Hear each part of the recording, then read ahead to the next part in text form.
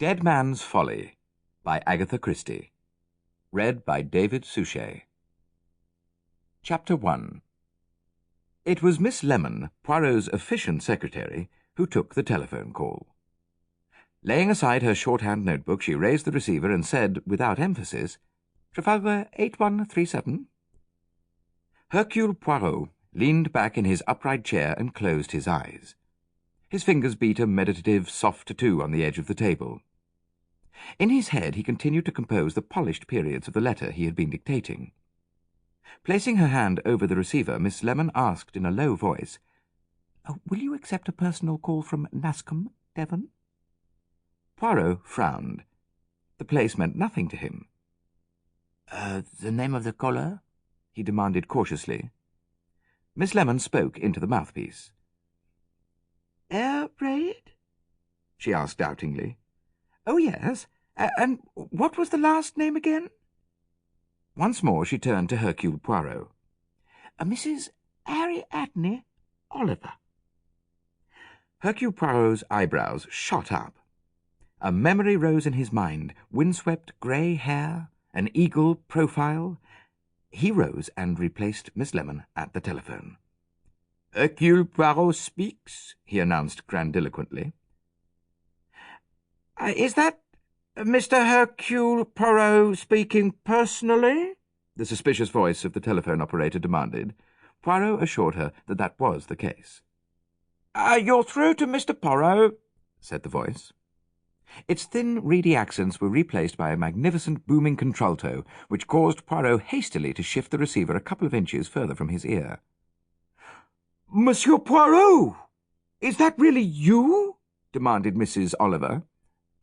"Myself in person, madame." "Well, this is Mrs. Oliver. I don't know if you'll remember me, but of course I remember you, madame. Who could forget you?" "Well, people do sometimes," said Mrs. Oliver. "Well, quite often, in fact. I don't think that I've got a very distinctive personality, or perhaps it's because I'm always doing different things to my hair, but all that's neither here nor there. Now, I hope I'm not interrupting you when you're frightfully busy." "Oh, no, you do not derange me in the least." "Oh, good gracious, I'm sure I don't want to drive you out of your mind, but the fact is, I need you." "Need me?" "Yes, at once. Can you take an aeroplane?" I do not take aeroplanes. They make me sick."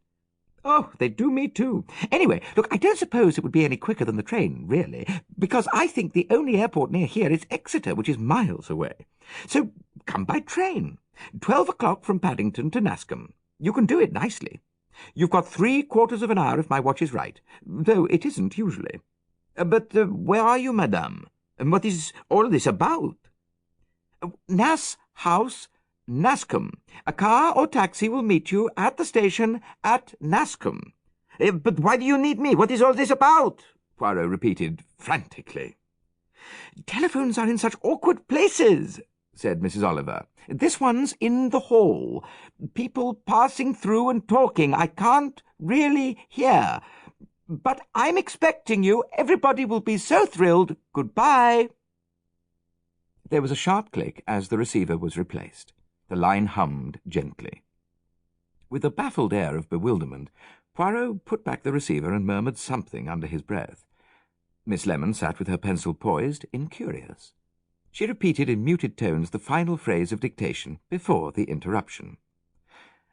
"Allow me to assure you, my dear sir, that the hypothesis you have advanced—" Poirot waved aside the advancement of the hypothesis. "That was Mrs. Oliver," he said. "Ariadne Oliver, the detective novelist. You may have read—" But he stopped, remembering that Miss Lemon only read improving books and regarded such frivolities as fictional crime with contempt. "She wants me to go down to Devonshire today at once, in—" he glanced at the clock, 35 minutes. Miss Lemon raised disapproving eyebrows. "Well, that'll be running it rather fine," she said. "For what reason?" "You may well ask. She did not tell me." "How very peculiar. Why not?" "Because," said Hercule Poirot thoughtfully, "she was afraid of being overheard." "Oh, yes, she made that quite clear."